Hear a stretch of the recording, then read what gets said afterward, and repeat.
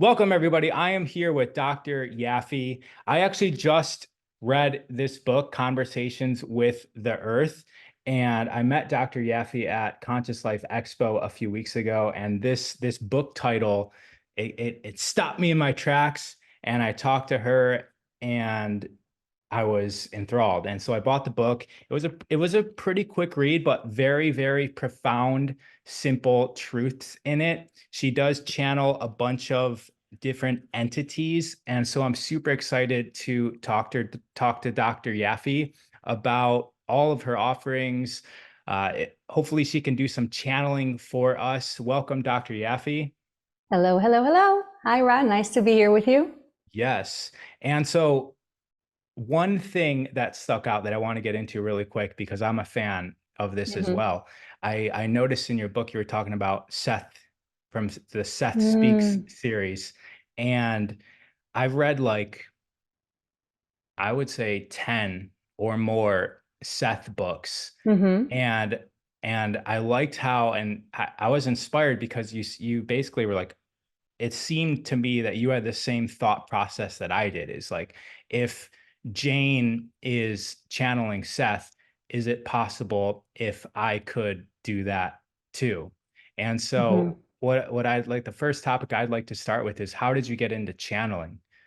Yeah, so actually, when I was reading Seth, I started with Seth 12 years ago. That's when it came into my life. And it was mind blowing for me. So much so that it never even occurred to me to ask the question, can I do that? Ah. So when I started reading that, I called it my spiritual Bible because Mm-hmm. there were so many profound truths and understandings in Seth Speaks, and then, of course, there are much more material that for me, it just served such a huge turning point in terms of expanding my mind and beginning to open to all these really big concepts. So that was Seth for me.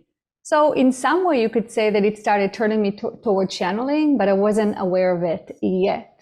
So Okay.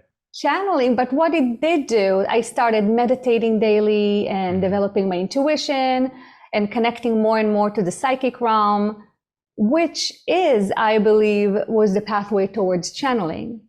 And then COVID hit. As we all know, the world changed, the world was upside down. There was also a lot of emptiness, empty time to find new things.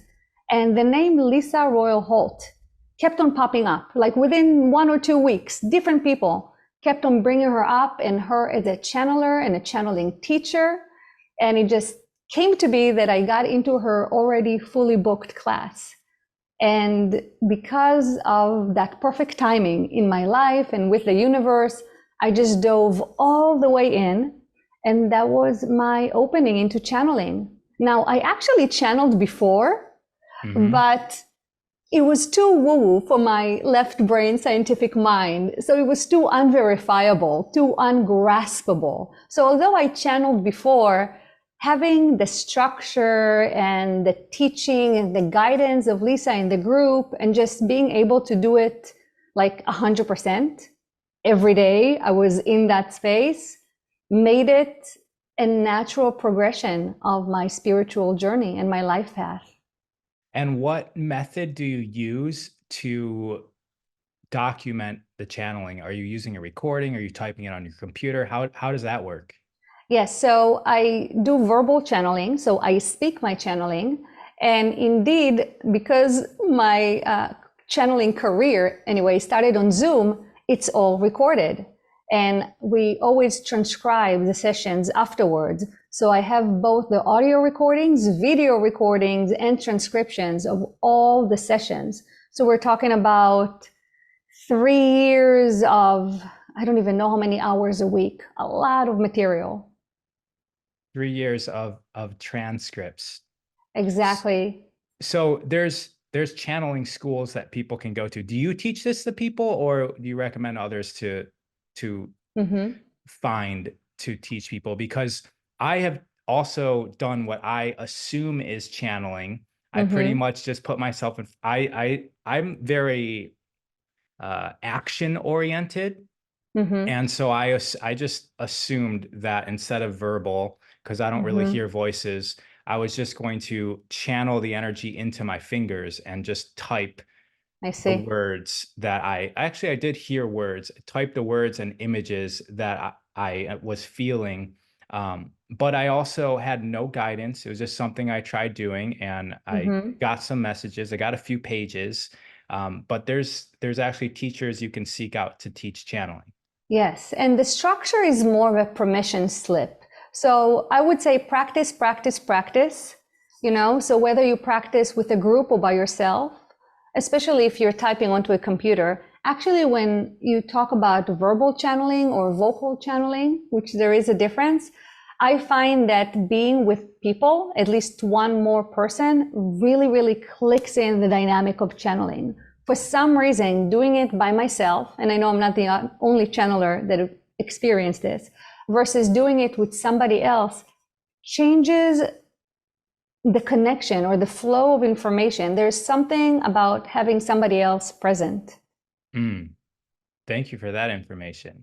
I'll try. I Mm-hmm. think that if But there's a again, it may be different when you're typing, right? Because you're with yourself and with the computer. So it's a different process. It's very possible that writing is a much more intimate internal process.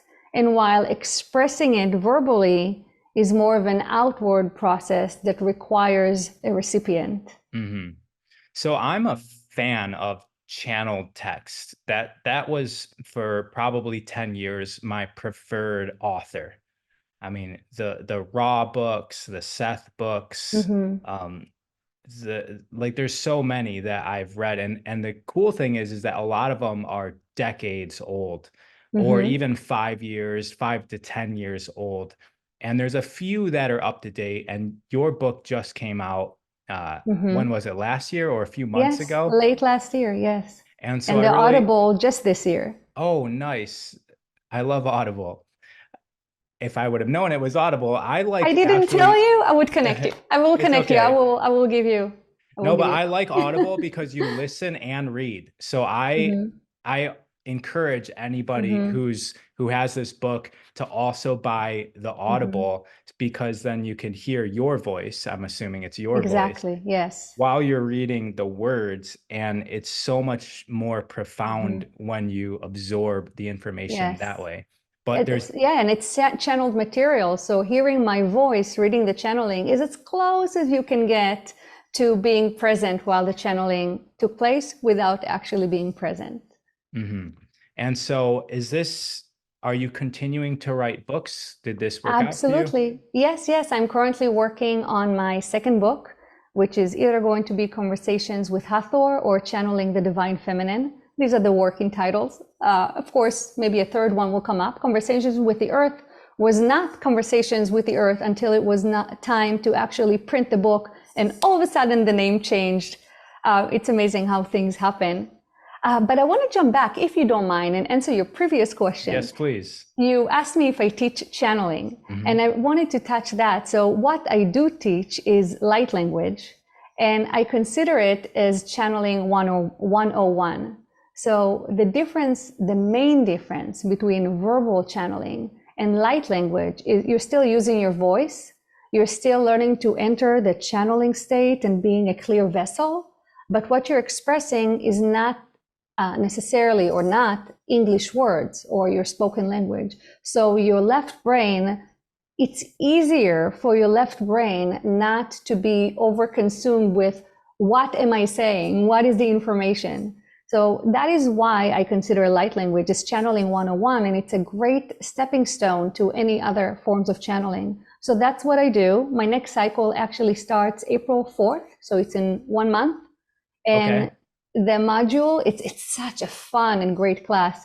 It's 5 lessons where we meet live on Zoom, and you actually learn we do different breath work and different exercises together, and you learn how to start channeling that flow of energy once you enter it. And how do people sign up for that? They can just go to my website, yafichanneling.com.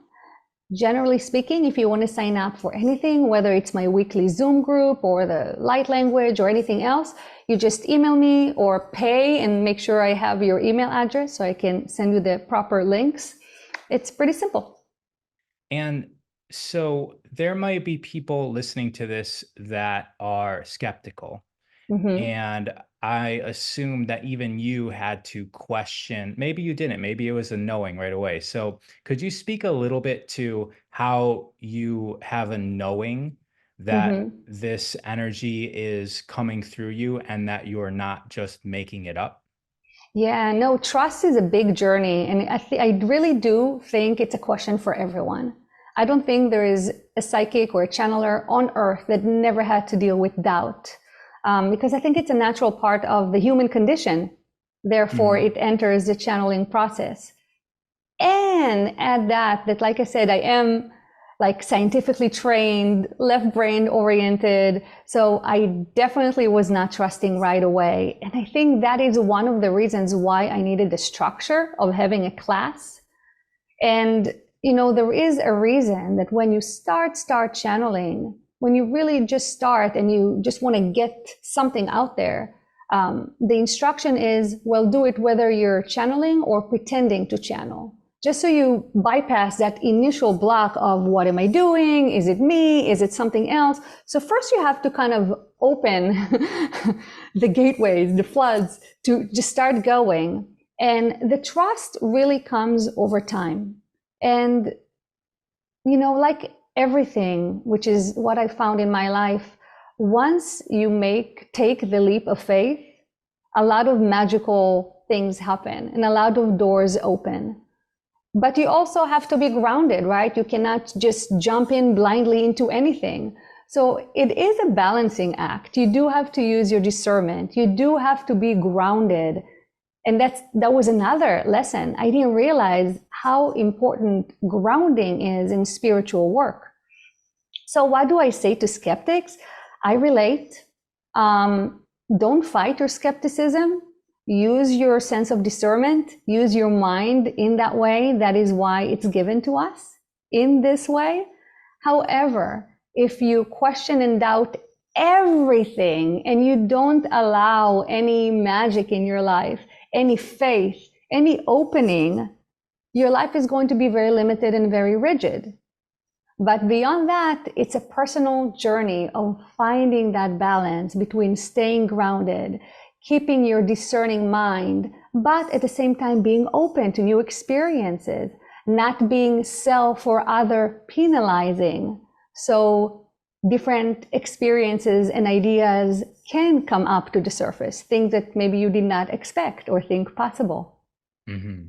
It's like with the permission allows a new lens of reality or even a new reality itself. Mm-hmm. And your light language course, you mentioned a stepping stone. What I hear is that it's the training wheels that may eventually lead to channeling as we know it or as you are practicing. What do Well, if that's what you want, it can lead to whatever type of channeling that works for you. So if you're an artist, being in that flow state and learning to step out of the way and being a part of that flow is very beneficial. So it can be a stepping stone for that. So channeling can really be anything. So when I'm saying a stepping stone, I mean a stepping stone to however you want to utilize channeling in your life. It doesn't have to become verbal channeling. Verbal channeling is not the ultimate way of channeling. It's just one form. Thank you for that clarity. And you actually answered my question because I was going to say, what does the person get out of it? What is the practical usage of Mm-hmm. learning light language? Mm-hmm. Is there anything you'd like to elaborate on that question? Like, how does somebody use light language in Yes. their everyday life? Mm-hmm. Yeah. So the the topic of being in the flow is extremely significant. And it's a part of the main lessons that I think even humanity is going through right now. But that's really, really big. So you can bring it down to yourself and to the personal and to the individual. And I can tell you that for me, learning to integrate with the flow of the divine feminine, which is what I channel. So the idea of total trust, of being in that flow, of not trying to control the environment or situations. that has become very significant in my life. And that is all a part of learning that process of channeling. So what you want to learn if you're a channeler is to be as clear of a vessel as possible. What does that mean? That means that if you have intense emotions, they can be interfering. If you have a lot of thoughts running around in your mind and negative thoughts, obviously that's going to be interfering. So you want to learn to be as clear as possible and to hold that clarity. Now you're still a human, so thoughts are still going to enter the game. You still have emotion. Maybe your neck is sore. So whatever, things are still going to come up. So now how do you integrate those things in a way that doesn't interrupt the flow? So when I started channeling, the guides gave me the metaphor of a juggler that I really, really liked. And they said, as a channeler, you're like a juggler. So you have the flow that is coming to you. So that's what we call the channeling, whether you're channeling an extraterrestrial, an earth element, a fairy, whatever. So there's the flow you're channeling. And then there are other flows. There is your flow, your personal thoughts and emotions in your body. There is your environment. So as the juggler, as the inner juggler, it's your job to learn to integrate all these balls, to let them fall and fly through the air as they need, but not to collide with each other. And these balls, again, include you, they include everything, and have them flow smoothly and continue the transmission, continue the performance as a juggler. Does that make sense? Yes, it's an amazing metaphor for almost everything as well, everything that I could think of. And that has to do with my next question, which is, are you always in alignment with the messages that are coming through? You know, that's the aspiration. So Edgar Cayce spoke about having a spiritual ideal, and that really, really changed my understanding. It enhanced my perfectionistic dolment. So instead of wanting perfection, wanting excellence, that has been a part of my journey because I'm originally such a perfectionist. And Edgar Cayce, I think, brought clarity into that. So he talked a lot about working with your spiritual ideal. So your ideal is something that is ideal. You can never reach it, but you can aspire to it. You can always move towards it. And I really, really love it. So my ideal includes all the messages that are coming through about being unconditionally loving towards the self and towards others, of being in alignment, of always being 100% present. Am I always 100% present? No, I'm human, but I can aspire to be so. And what does that mean? That means that when I notice that I'm deviating from my ideal, and that notice is that awareness, I can choose then to act towards that ideal or to align myself with that ideal. So I consider all those channeled messages as a part of the ideal because they are wonderful to aspire to, but you cannot hold yourself to impossible standards, because then you'll always find yourself failing, which is exactly the opposite of what you want to do. Your ideal is supposed to inspire you. And just a follow up to that. So when I read your book, Conversations with the Earth, to me, everything resonates as truth. And I'm wondering if when you're actually channeling, does anything come through where you're in disagreement with? And then there's that struggle, because I've seen other channeled material where it's very apparent that the physical human that's doing the channel is almost in an argument with the more profound, because they're coming from a different perspective, right? And so there's almost like a inability to comprehend the message that's coming through. Does that ever happen with you? Yes, it has happened, but I don't feel like I'm arguing with it. I'm more confused. I accept that that perspective is broader than mine. And also in that process of being a clear channel, if I notice a confusion, I don't go towards it in the background as I'm channeling. I kind of take a deep breath and release, because I don't want any disagreement or confusion to come in the way. So they may say, oh, Yafi is seeing this or asking us this. So they may note my reaction, but me as Yafi in the background, I try to keep my reaction as diffuse as possible. So it's there sometimes, but I try not to let it interfere. So when I notice it, I immediately I don't know, I don't give it more attention or more focus. So it just becomes a part of the background, a part of the experience. Yeah, that you're juggling. You're juggling that ball in the Exactly. background. It becomes another ball. Yes. Yes. When you're writing this book, are there favorite, because in this book, there's the water, there's the earth, you're talking to the wind, Mm-hmm. the moon, the earth, Yes. Hathor. Mm-hmm. Are there, is there a favorite? Do you have a preference or a favorite? Yeah. Well, some energies are easier for me to relate to. So, for example, if you compare the fire and water, that's a perfect example. So, as you know, the book opens with fire. That's the first chapter.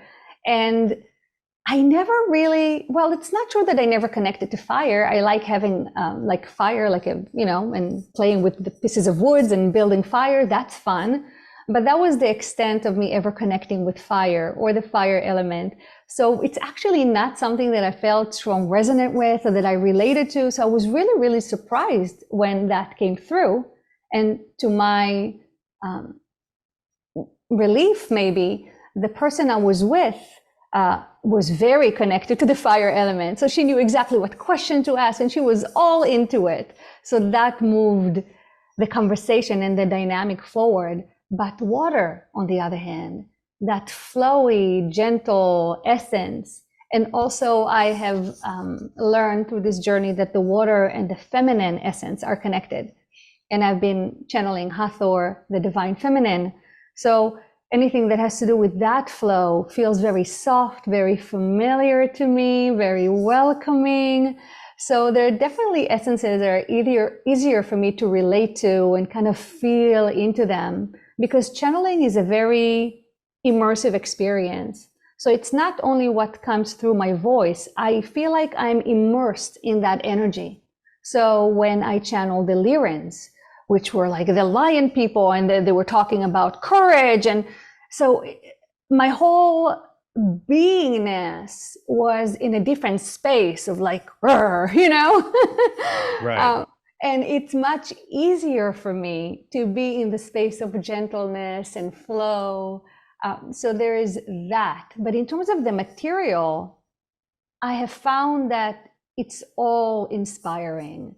Because just like you mentioned, they have such a different perspective.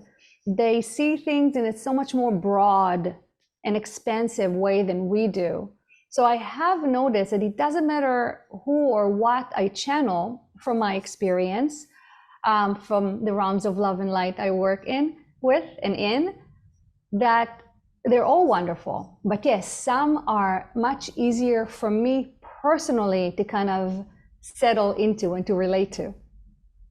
Amazing. So before we get into more of these figures, or I should even say collection of entities, because they're not all on the individual realm, I think most of them are not, actually. right?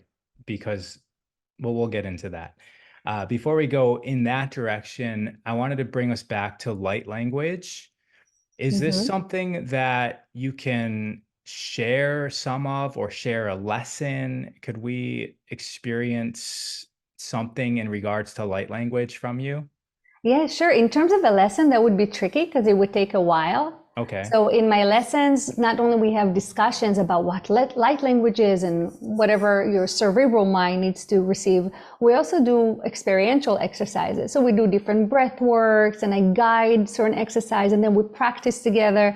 So it would be tricky to do that in this format, but I can definitely share some light language with you. And I can tell you that in terms of my light language, there are two different sources that are actually merging. So they're not really separate, but you can also separate them. There's Hathor, who does more field tuning. So that's more different sounds and tones. And those are aimed at interacting with your energy field and aligning it and expanding it. And then there's the light language from the goddess Isis. And from my experience, Isis uses this language. It's actual language, it's not tone. And the language uses light to weave around our spine. It's very interesting. So again, from my personal experience, Isis is very, very connected to energy healing and energy work, and using light language as another aspect of that energy healing. And I would love to share a little transmission with you. So, yeah, do you want me to call Isis and we can do some Isis light language? Yes, please. All right, so I'm going to ask Isis, maybe she wants to give us a spring blessing. I know it's officially not spring yet, but I feel like the world about a week ago, overnight changed into spring. That's how it feels to me. So maybe Isis wants to share a little light blessing with us for the spring. So I'm going to call her. It just takes me a couple of seconds. Okay. So my process, I have an invocation. It's very short that I say inward and I just connect to the flow and it comes through. So it's pretty quick. So I'll be quiet for just a few seconds and then you'll hear Isis. Great.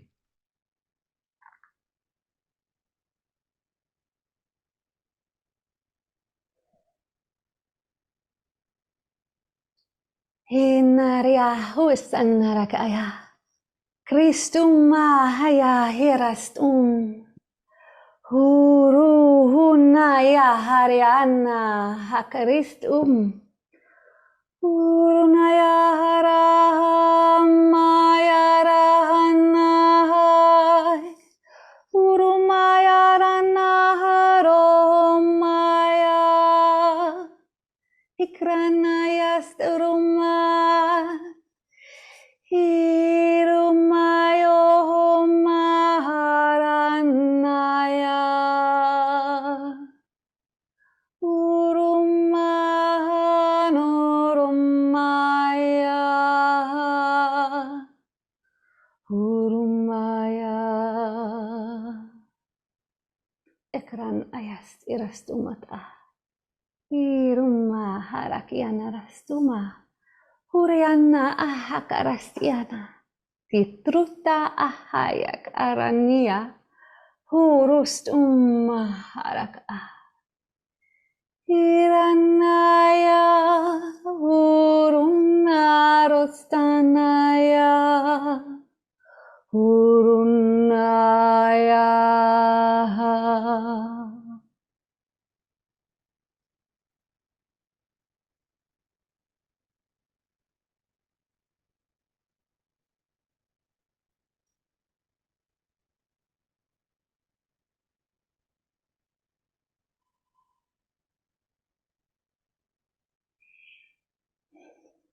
They're continuing in the background, but I asked them for it to indeed be in the background so we can continue. Amazing. Yeah, I see what you mean by the feminine. It feels, I mean, you gave me the image of light weaving around the spine, but it definitely felt like that to me, at least. With you, they worked more about the upper. Oh, that's where I felt it too. Yes. They took a little moment in maybe the middle. I don't have a good grasp of time, but a little moment to direct the energy to you, and it was right around here, your head and around here. Yeah, in the head. For sure. Exactly. Yeah, that's what they did. From the thoracic up is where I was feeling it. Yeah, you got it. And so what does that feel like to you? What's the takeaway for you? Mm-hmm. Yeah, so light language was the latest step for me because it's the most woo-woo and the least verifiable. Although, as you noticed, even now with this small demonstration, they were already parallel in the way I experienced it being sent and the way you experienced it being received, which is all like little points of validation. So light language for me is the total allowance of that transmission to come through in whatever way it wants to come through, again, without judging it, without necessarily even putting a name or a category on it. And a big part of doing it is focusing so much on whatever the transmission itself that I miss some of the experience of having it just because I'm so focused on delivering it. So often I have to stop afterwards if there is a message in it and ask, what was the message? But this time I had some awareness during. So I also have some visuals that are happening as I'm doing it. So when I channel in general, and that's also true for light language, I go inward. And then my inner world is very emphasized, and I kind of lose touch of the outside world. So I often don't know what my body is doing. It happened that I turn around to the side and have the rest of the session that way, and I had no awareness of it. And then I open my eyes, and it's so surprising. So I just focus inward, but that really does open my inner landscape. So I have certain visuals that come through. I see energy. So I saw the energy, the way it moved into your head and went around here and a little bit of here. So it comes in different modalities, in different dimensions. But again, it's a little compromise since so much of my focus goes to delivering it and being the transmission. But it feels very flowy, very loving. Like you recognize the feminine, there's definitely a feminine essence within it. And it includes both Hathor and Isis. Well, I want to thank Isis because I did have an intention of up here because I have something going on with the memory. It might be from all the concussions that I experienced playing hockey and fighting as a youth, but that's where I felt it. So appreciate whatever was sent to me. Mm-hmm. So let's get into your book here. Let's. From your perspective, because I know that this is a combination of a lot of the different channelings that you've done over many years. And so there was a curating process, right? There was a selection process that you went through. And so what is your intention of what this book brings to the readers of it? Yeah, my intention was always the messages themselves, but there is a narrative to the book and it kind of wrote itself, and I was very grateful for that because there's so much material. I knew I had a calling to write and I had no idea where to start. And the idea of focusing on the earth in that way came to me in meditation. So the guides gave me the guidance of the narrative. And once I'm like, oh, okay, so I'll just start with the earth elements. It came together and it made sense. And in fact, it made so much sense in terms of the narrative. First the fire element, and then the water came through. And this is in chronological order that it happened. However, there are things that happen in between that are not included. But the book is mostly in chronological order. And it's amazing how the messages naturally, in a way that I could not be aware of as it happened, the messages naturally unfold and build on top of the other and make sense. Now, the main messages in general, and it almost doesn't matter what guide you go through, is the amazing and crazy times we are experiencing right now. Humanity as a whole, and each and every one of us in their personal life as a result. And there are different ways to experience these changes, to react to them and to deal with them. And again, each one of us it presses different buttons. It raises different conversations and issues and symptoms and things to work on for every one of us. So this book is an attempt to take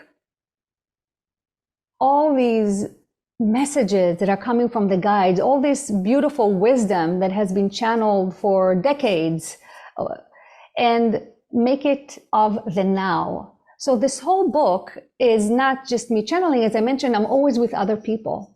So these are other people that are asking questions based on what they're seeing that is happening right now in their life, in their country, in the world. So it's made to be as practical as possible and also of the now as possible. Yeah, I found it was incredibly resonant with what I was going through, what I was wondering, what I was doing at whatever day I picked up the book. And I'm sure it's the same with anybody who reads it, because it's almost like we're going to be receiving the information from the lens of our state of being. And so I found it extremely resonant for me, and I'm assuming that it's going to be for anybody else who is going through the process of reading it as well. Great, thank you. And we touched a little bit on this earlier, but I'd like your interpretation of, just to share from your perspective, how it is possible that, let's say, an entity is coming through in one voice, but could be made up of multiple, or even entire civilization, or an entire galaxy. How is it possible Exactly. that that can be? How would you explain that to somebody on the street if they were asking you about that? Yes, so we have to start with the understanding that consciousness is primary. Consciousness is fundamental. So our physical body, our physical experience is the densest experience that we as beings have. So the transmission is not coming from a physical dense realm that we are here. So it's starting very, very general, very diffuse, very big. Let's take a whole galaxy. So I channel the Andromeda galaxy. It's in the book. So, and I think I've only channeled Andromeda once, but we can still take it as an example. So Andromeda, it's a whole galaxy. So that means it's so vast. It has to start zooming in and becoming more and more specific. So from the whole consciousness of the galaxy, there has to be some intelligence that it's specific enough that it can communicate with a human on some level.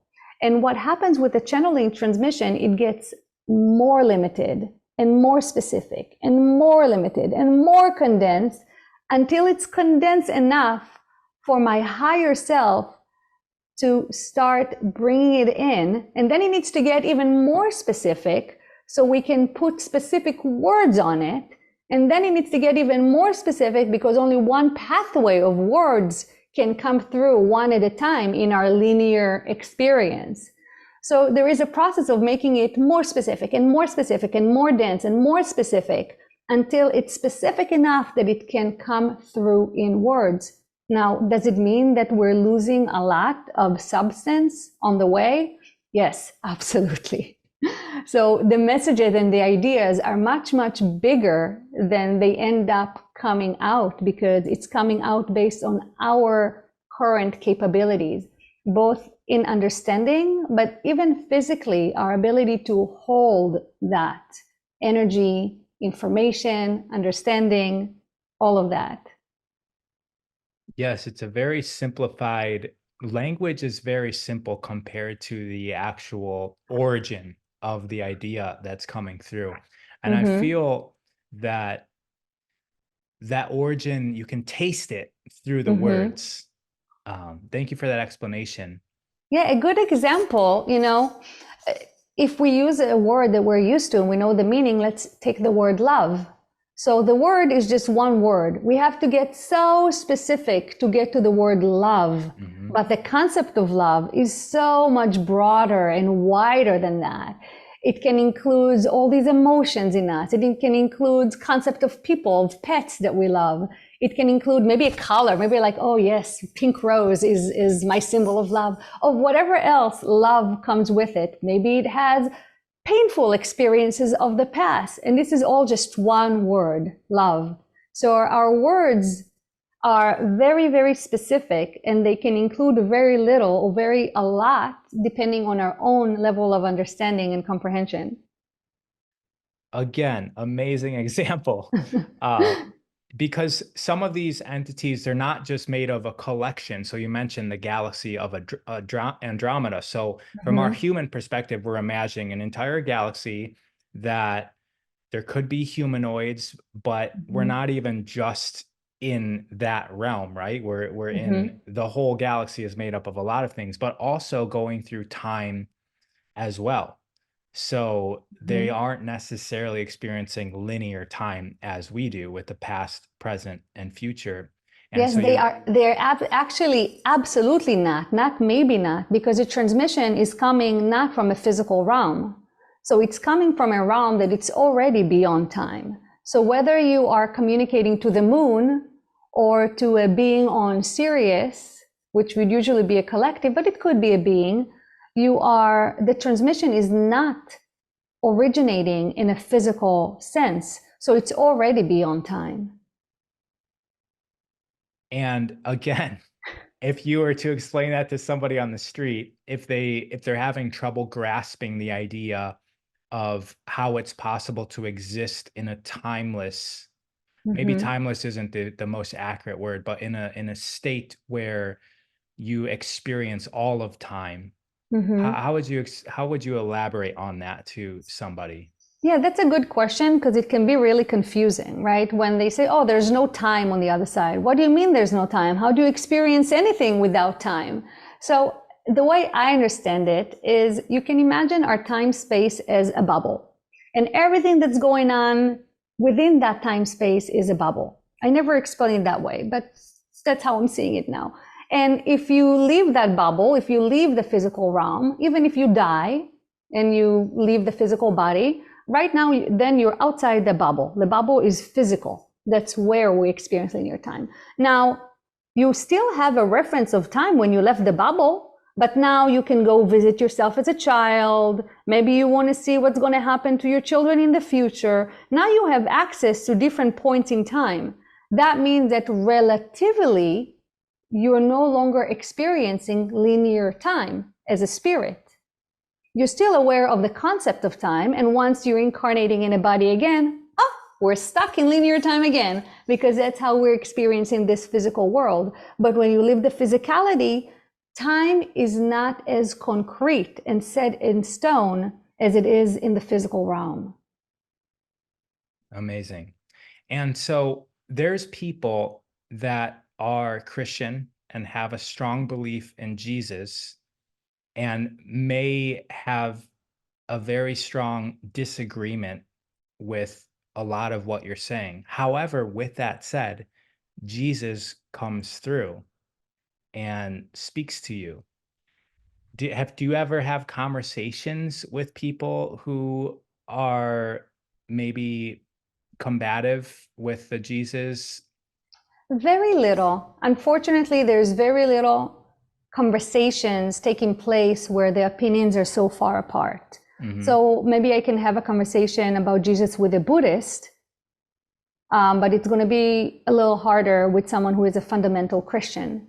Now, I will say there's actually a lot of agreement.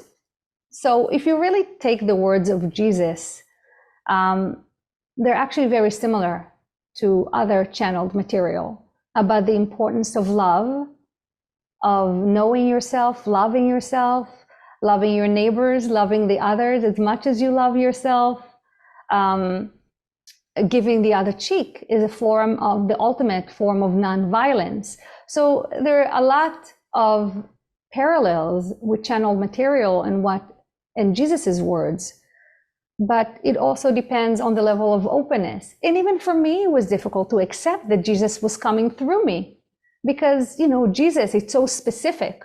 We see Jesus as a being, as a man, and it's not that specific. Jesus is a consciousness that it incarnated, it came to earth as that man, but just like we are multidimensionals, so definitely Jesus is multidimensional. So if you don't have that understanding, it's a little difficult to have a conversation, because then you're stuck at the physical level. Can you elaborate a little bit on that? Because we definitely, as a culture, view Jesus as a man who was born, immaculate conception or not, was born on this realm, had special abilities that influenced the people of his reality, and then he went away. But you did just touch on that there may be more to the story than that. And so if you were to answer the question, who or what is Jesus, what's the answer to that? Yeah, so for my most current understanding, and let me preface this that all my understanding comes from my personal experience. So here I really recommend to people, go ahead and find your own personal experience, especially if what I'm saying doesn't resonate as truth or you have an issue with that. Go experience whatever you experience. So I don't do a lot of readings or any readings of other channelers, with the exception of Seth Material, which was years ago. So this is my personal experience. From my personal experience and understanding, what was or is unique about Jesus and his spirit, that he comes more directly from the Arcturus realm. So a way of not that he was incarnate on a planet of the star system Arcturus. So if this is source, the first realm after source, and again, that came through the channeling, is the Arcturus realm. I don't know if it's the first, but it's one of the first. So if this is the projection of the source, where the point where all comes from in our existence, Arcturus is one of the first realms. So it's very, very, very close to source, and it's very not dense in a physical way, but on high density level in terms of frequency. So it's very, very, very, very close to source, which would lend to the understanding that he is the Son of God, in my opinion, again. And it would also lend to his frequency and his awareness being as expansive and intense as it was while he was incarnate on earth, and as it is as a being. So because his essence is so expansive, so connected to the true source, we can then understand him as the Son of God. Now, we all came from spiritual dimensions, and we are all children of God, but he had such a close link and such a great awareness that it is more easy, it's easier to notice his godhood and to be influenced by his godhood. And the way I'm understanding it is that nowadays the Christ consciousness is awakening in humanity. So he is coming back, but not necessarily as one person, but as the awakening of humanity as a whole. Thank you for explaining that. And when you say God, is this source energy, or is this another step in between source energy and Jesus? I use the word God as source. I actually don't often use the word God, but yes, for me it's synonymous with source. Some people like saying the universe. You know, words for me are just words, and it comes through a lot in the channeling. Names are just names. They're mainly for us. And a lot of time when people disagree, it's getting stuck in semantics. You know, sometimes people really mean the same thing, but they use different words, and they'll fight to the death about which word is more accurate. Yes. So yes, thank you for clarifying. God, source, the universe, source energy, the projection of this hologram, whatever you want to call it, I'm okay with it. Amazing. So when it comes to channeling, is this something that you can turn on just like you did with the light language? Yes, yes. So as I mentioned, I've been practicing meditation for about maybe 12, 13 years daily. And I've been going to the Monroe Institute regularly and engaging in all these connecting exercises, you would say, or practices for so long daily that at this point, connecting is a really fast and easy process to me. So just like with the light language, I go inward, I said the same invocation. Would you like me to share with you what my invocation is? Yes, please. Yeah, and so I say my invocation. Usually it comes with a deep breath, but I don't intentionally take a deep breath. I just turn inwards and my body usually takes a deep breath. And I feel that really friendly, beautiful flow, and it just comes out, just like the light language. It's also similar source. So here is my invocation, very short. I play in love and light. I open to Hathor now. And when I do light language, I often mention Isis as well. So that's my only invocation. We can go over the different parts of it, or you can just take it as it is. Well, the word play is interesting to me. It is.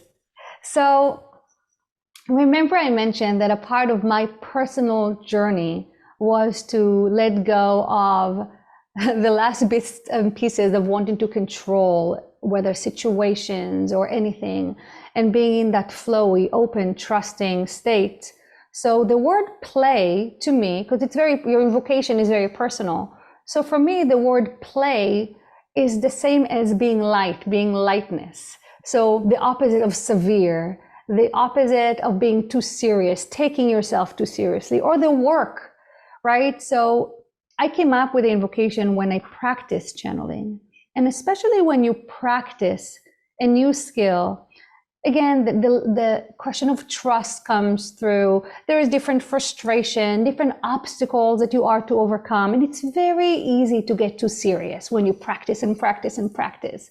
And something, being a spiritual channeler or a teacher, people come to you and it's very easy to get caught up in the ego or to develop a sense of overimportance. So for me, the word play, I play, brings me into that light space of not being too serious, too stuck on anything, entering that flow in as open and expansive way as possible. So that's what play means to me.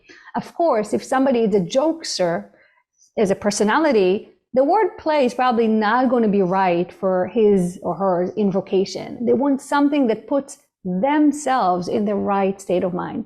So for me, I play in love and light. For me, that immediate, and when I say it inside, just like when I say it outside now, it's so automatic, I put myself there. It's not only words. So I play, okay, we're playing, we're light, we're open, in love and light. Oh, what beautiful realms of love and realms of light. And then I open to the source that I'm channeling. So when I channeled the moon, it was, I play in love and light, I open to the moon now. So I open to whatever source I'm channeling. And you do have a choice then. I have a choice, but they have a word in it too. An example, maybe a month or two ago, me and my group, my Sunday channeling group, we wanted me to call, I say we, but I'm the one channeling, they ask questions, but it's our group, our space, it has become so.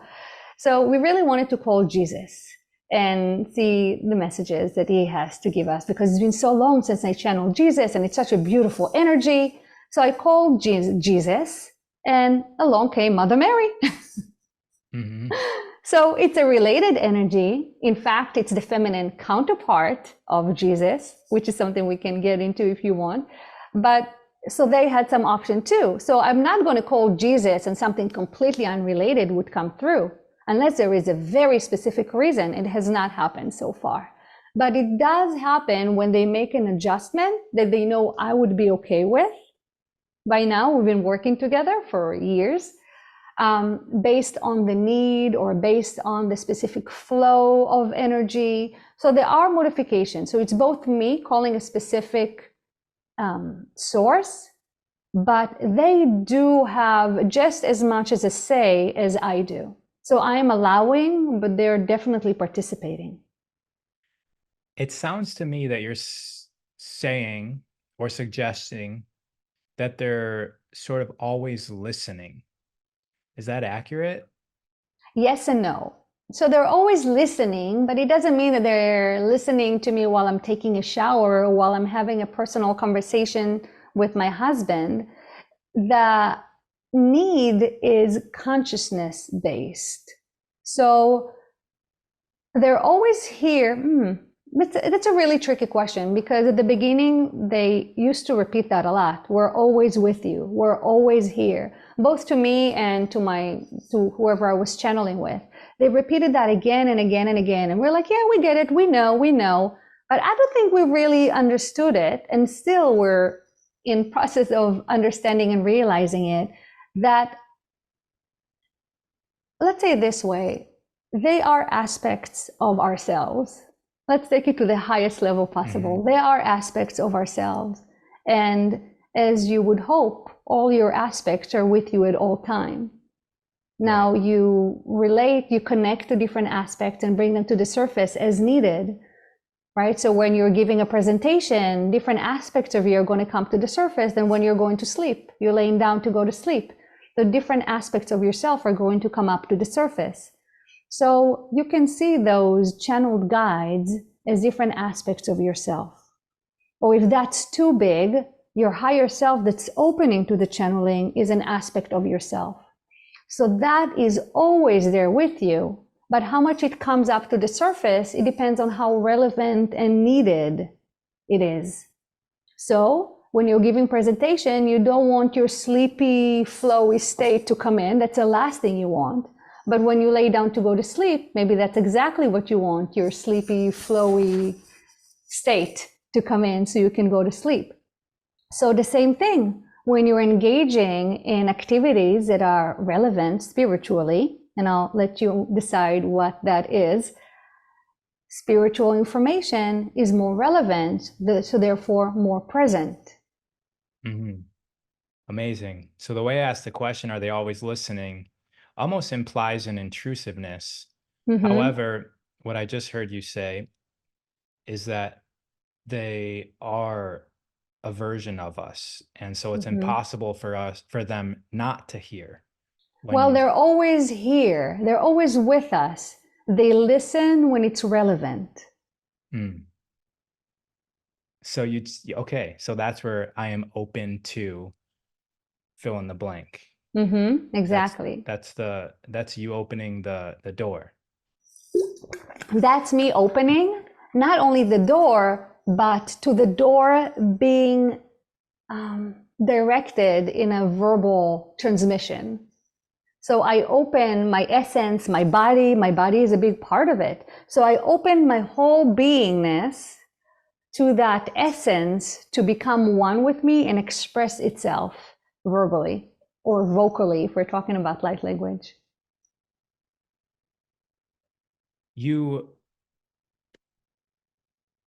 There's so many more questions I want to ask, but I guess I'm going to ask the main one, is because I want to dig deeper on a lot of those extra topics, but I guess now I'm feeling like is the time to ask you the question, is there a possibility to channel something right now? Yes, absolutely. Absolutely. So one of my main source, my main guide is Hathor. You can ask her or them if you want who they are, or I can give you a little brief description, but I can tell you that through me, she presents as a pathway of the divine feminine. I would love to ask Hathor who Hathor is, because I was going to ask you, but that would be an amazing question.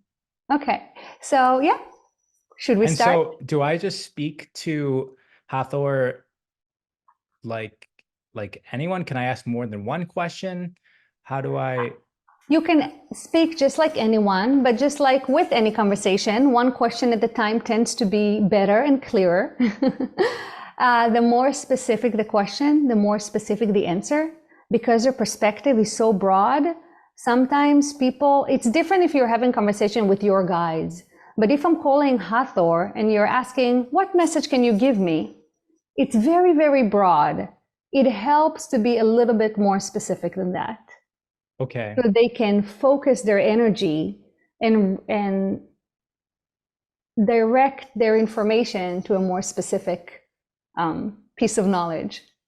And I guess my logical mind is also wondering what the etiquette is here. Like, how long do we go, just so I'm not overstepping boundaries? Yeah. We can keep it to 10 to 20 minutes. Okay. So I have done much longer sessions, so it depends. But we can do 10 to 20 minutes. And yes, you can ask any question. It can be personal, it can be global, it can be them. They know how to handle themselves, often better than me. Okay, amazing. I'm ready for this. All right, so I'm going to call Hathor. Now, I also feel, she's been so present, I feel Viola here as well. She's a fairy. Okay. Do you have a preference if you want me to insist on Hathor or Viola? Viola is so, I don't know what's going on. So I have a strong urge to get an enhanced perspective on the elements like light and earth and air and water, and how that is incorporated into the human in terms of like a technology, like how our body uses it. So that's like Interesting. the urge that's in me to dive into. So I'm just sharing that with you. I don't know what that means. Yeah. Okay. So I'm gonna. Yeah. Hathor is here too. So I'm gonna call Hathor. But Hathor is the best conductor. So she's very good at bringing other energies into the transmission based on the question asked. Okay. So I'm gonna call her, and like I said, they're already here. I feel them. So it's gonna be just a second.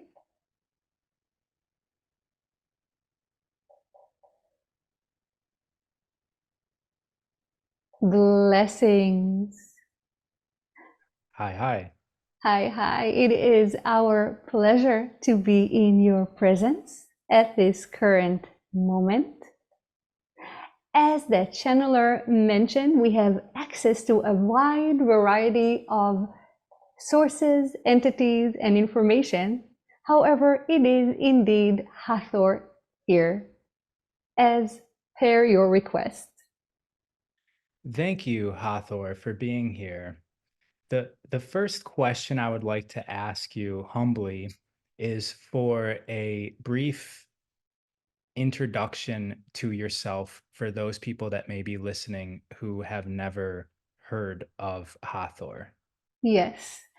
If you have never heard of Hathor, you are actually at a slight advantage here, as most people who are familiar with the name Hathor are familiar with the goddess in ancient Egypt named Hathor. Now, it is not that this goddess is separate from us or our essence. It is indeed the same entity you are and we are referring to. However, it is a very, very limited perspective. So, Hathor is more than one being. You may term us a collective. Again, this is a human term, but it is one that we are okay with. It is a collective that you may say originate in the Sirius star system. Now, there was a time where those beings and others walked on a physical planet. However, it is not those people that you are communicating with, but let's go to your linear understanding and imagine those people now ascending and growing up in the consciousness, in the development of the consciousness, becoming awareness of their whole as a society and evolving from there. You may see that cluster as the origin of our collective. So it is still resonant with the Sirius star system frequency. However, it is not that we are locationally, geographically in or on Sirius. So we are a collective. We have been around in linear understanding for very, very long. We have been interacting with humanity for very, very long. And we hold the essence of the divine feminine and in its relation to humanity today, to your Mother Earth, and all aspects of the feminine within humanity.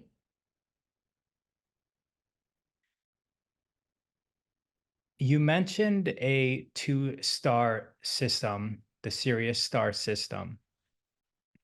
The beings that made up the collection of entities that makes up Hathor, did they have a different interaction with light than humans do with what I'm assuming is a singular star system? We are not sure we understand the question. So do they have a different relationship with light in relation to the planet? We're not sure we're understanding the question. We will say that our vibration is much closer to the one of light, to the one of wave over humans. Does this take part in your question? What I'm wondering is, and pardon me for the confusing question, what I'm wondering is, what is the importance of the sun on Earth in regards to human health? Yes. We will say, just as the universe has a point of projection, a point of creation, we will say that your sun is actually the portal to project your creation in a sense. So you have a very intimate relationship with your sun, as to some extent, by some understanding, it is your creator. We will not get involved with confusing terms and what God or creator means. And we're not saying it is, we're not using the word God intentionally. However, the sun is the portal through which life exists in this planetary system. So your relationship with the sun depends on your level of understanding and awareness. As from the sun's perspective, humanity as a whole are beloved children that are slowly growing and learning how themselves and their relationship with everything around them. And how does the Earth interact with humans under the same question? Like, what does the Earth do in terms of a technology for the human being? Yeah, so the human being is a part of the Earth system.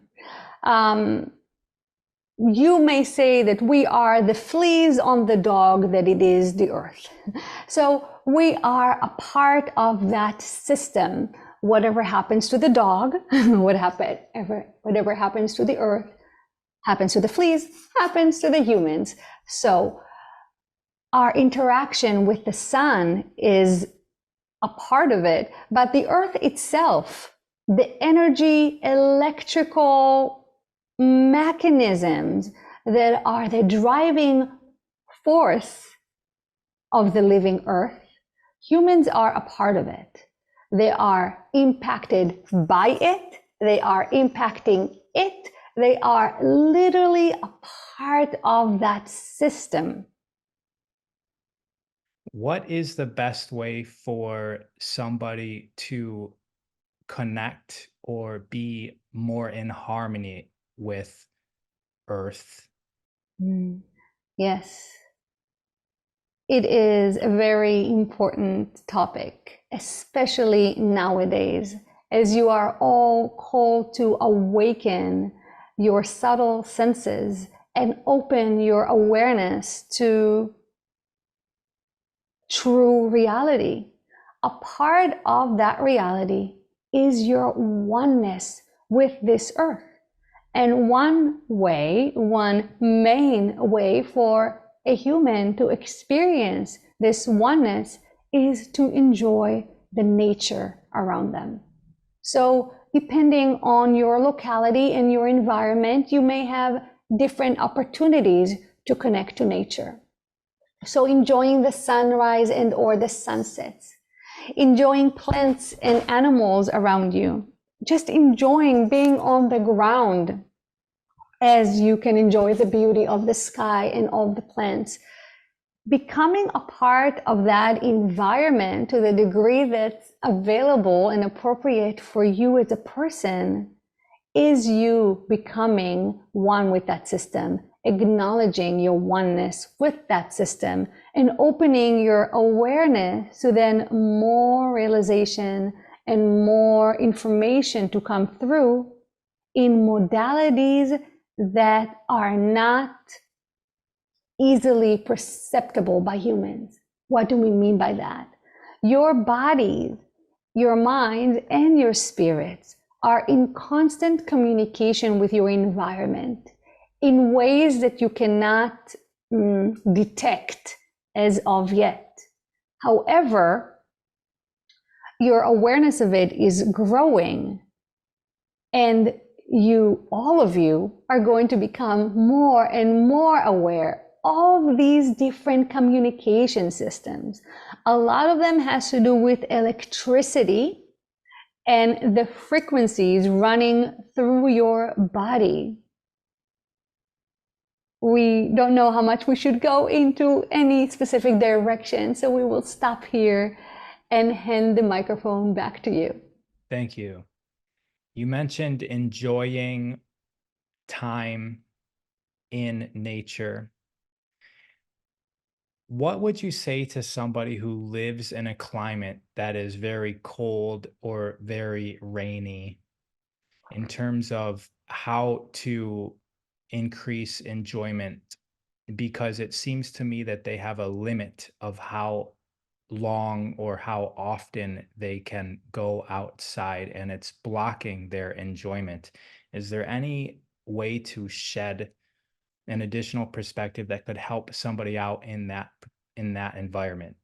There are two things that come up.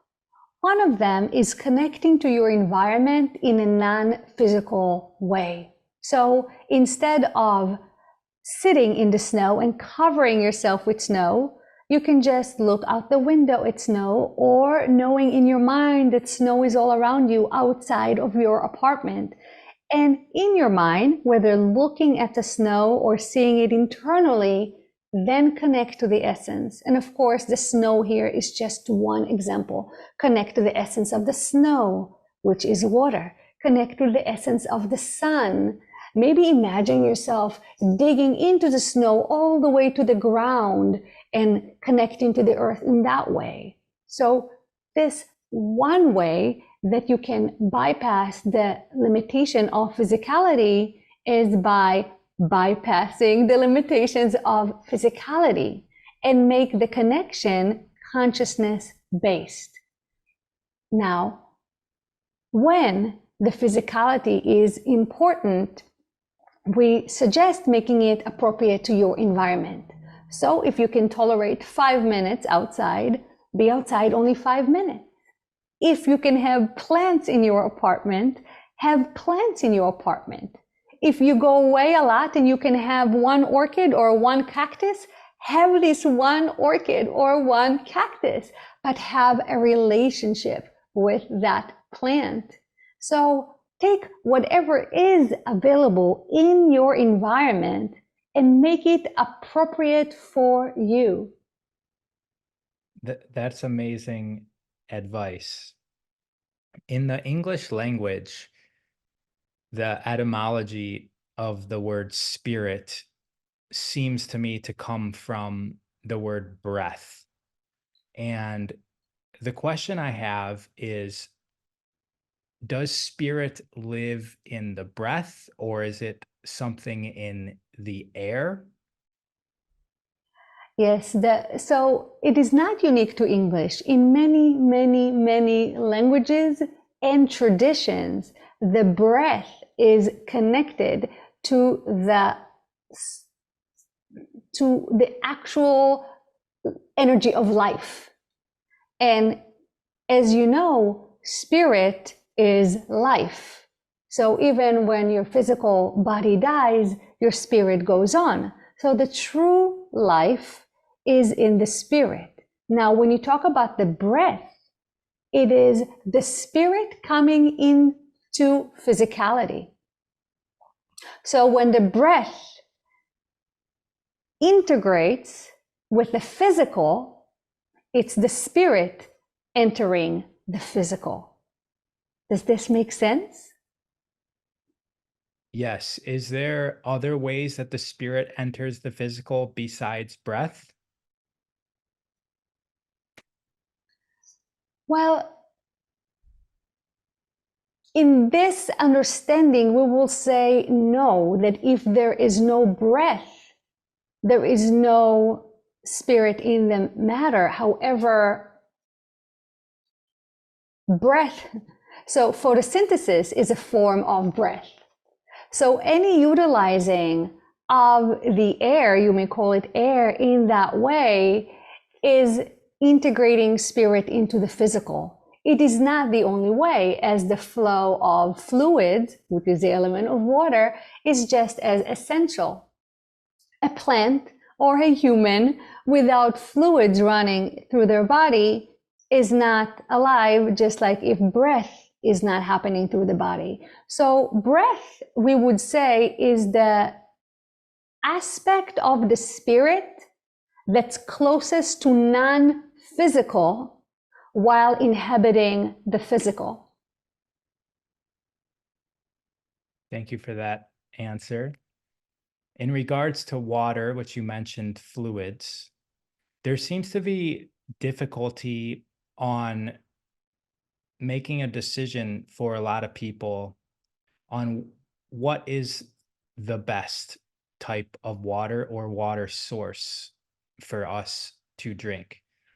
Do you have any suggestions on how one should make a decision on where to gather water? We will say this, that the spirit and the vibration, the frequency you keep your body at, is more significant than your source of water. So although the source of water is significant, as you want to ease the physical system by providing it as clean as water as possible, it is important to remember that the source is secondary, even in terms of the significance of the water. Now, that having said, we will mention that your current filtration system is not ideal, and the water that is provided to the people is not ideal. Therefore, modifying the water that you intake from your faucets, from your system, is advisable. The waters that are coming through the system, unfortunately, is not clean water. Now, do you want to ask about specific sources or specific filtration systems?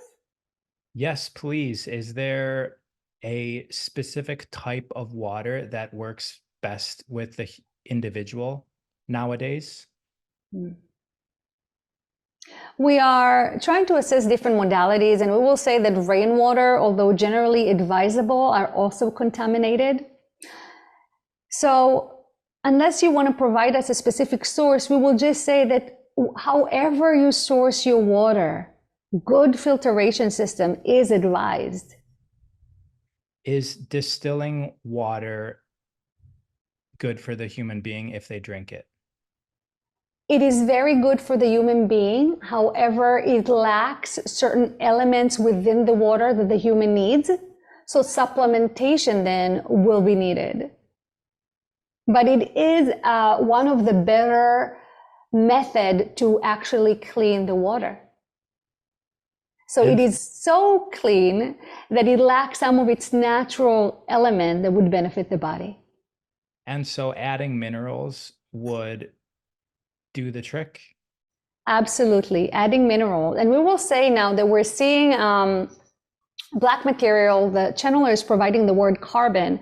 They will say that carbon and charcoal and these types of materials also are good for the water. However, you have to be careful in how much of them is the water is actually exposed to. However, those are good and not only filtering the water, but also giving some of the nutrition. And yes, minerals are extremely significant. And for those that drink spring water, are there anything to be aware of in terms of drinking spring water?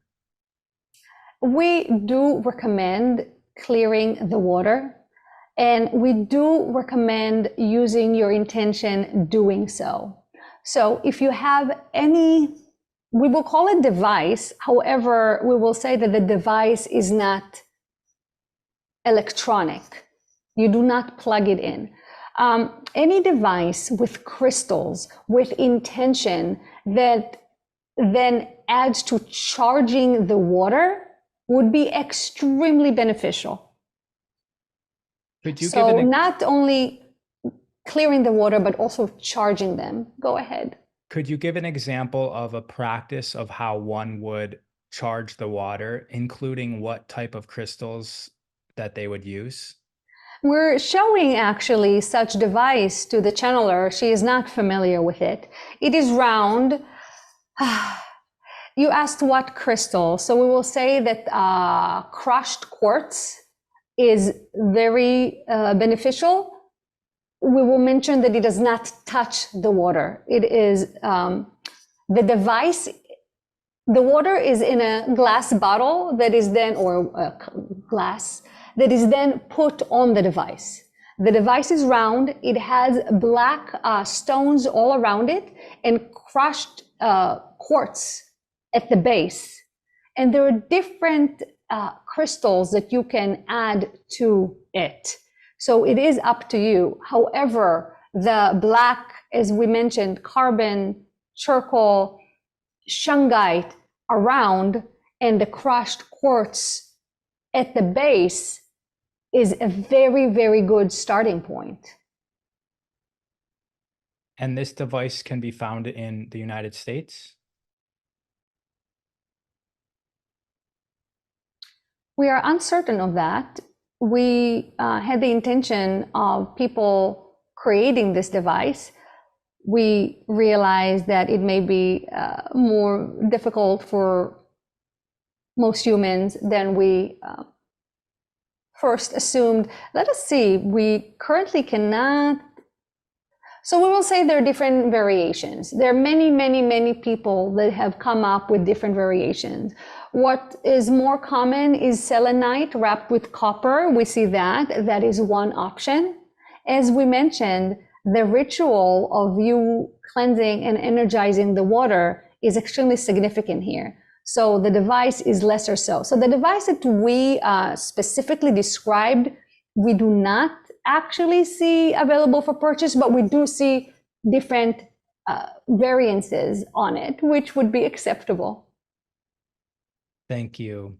The last topic that I'm interested in is on the subject of fascia and how the body transmits light or photon energy through the body.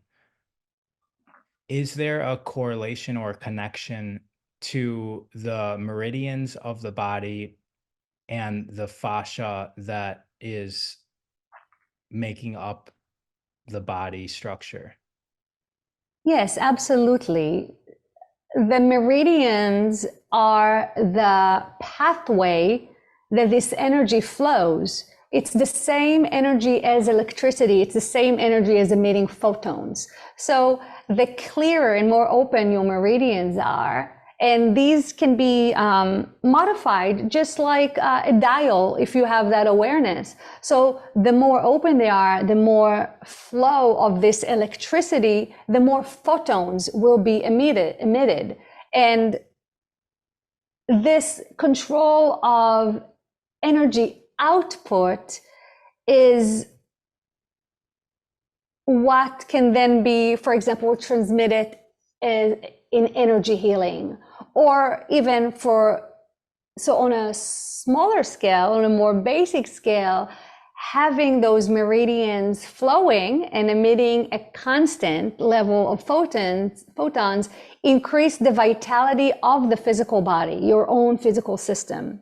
When you take it a step further and learn how to open it further, you can start exchanging with others in a way that is very healing for others. But even your own wellness contributes to the wellness of others.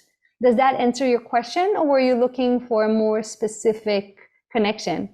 It did answer my question. I would like a follow-up question though on if there, just like you gave me with the water, is there a practice or something that people could do to help open the awareness to the meridians in the body?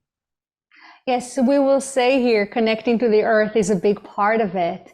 As we mentioned before, your own electrical system is very tied to the earth electrical system. It is an extension of the earth electrical system. So when a body needs more electricity, if we can put it that way, connecting to the earth is very beneficial. Now, as we mentioned, connecting to the earth does not necessitate you going outside and planting your feet on the ground, as it may not be viable for certain people living in certain environments, certain climates. So then you can connect to the earth with your mind, with your beingness, rather than physically.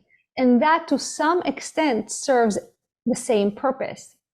But yes, connecting to the energy of the earth, running electricity from your body through your feet into the earth and back will train you to notice this electricity, to notice this energy, and to be more aware of its flow and pathways. And in addition, it will increase your electrical charge, so it's easier to notice it when it's increased. And we will just mention, of course, it's quieting your mind, and being open and receptive is always the first step in opening your perception. For clarity purposes, when you say running electricity through the body into the earth and then back into the body, are you suggesting that we use our imagination for that? Yes, we do. We claim that there is no difference between imagination and reality. And let us explain what that means. So you standing on the ground with the intention to connect to the earth energy and feel the electricity in that way, versus you standing in your apartment with the same intention, can yield the same result depending on your level of focus and your the level of frequency you are able to maneuver within your physical system, which improves with practice. This has been amazingly insightful, Hathor. I do not have any further questions. So unless there's something else you would like to add to this bundle of information, I don't have any more questions. We feel that we have given you a lot of information already, as you asked wonderful questions about a variety of topics. So we will end it here. expressing, as always, our love and appreciation for your willingness to show up and for showing up as you do.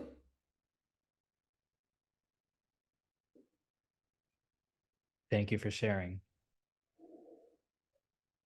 We will now bring you, Yafi, back.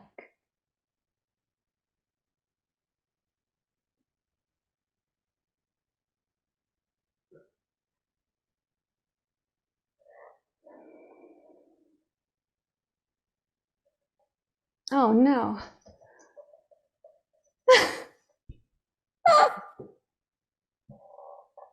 That's why I couldn't find my water. I was just telling you how that can happen. Yes, that was amazing.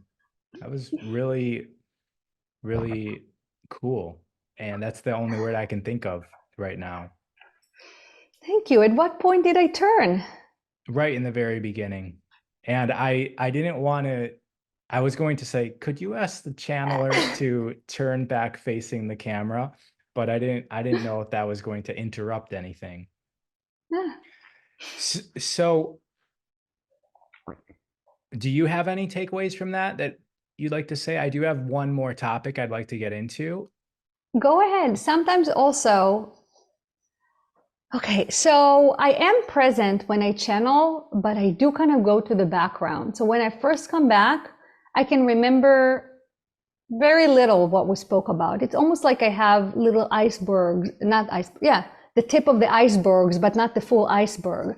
So if you ask questions about answers that were given, not only it triggers my memory, sometimes it gives more information that did not make it to come through in the channeling. But so go ahead, ask whatever questions. Yeah, for sake of not repeating on this recording, I think that we're all clear on what Hathor just said. So that was amazing. Thank you for offering that. My pleasure.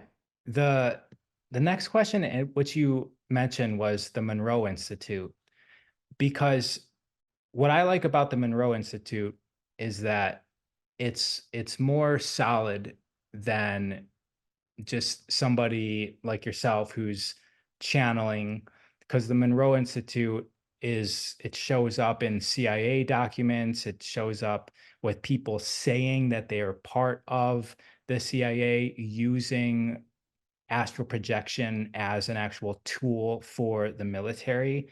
And what's your relationship to the Monroe Institute? Because I feel like were you going to one, or did you host one? I've been going as a participant to the Monroe Institute for, as I mentioned, I think 11 and a half years now. So I've done many programs there.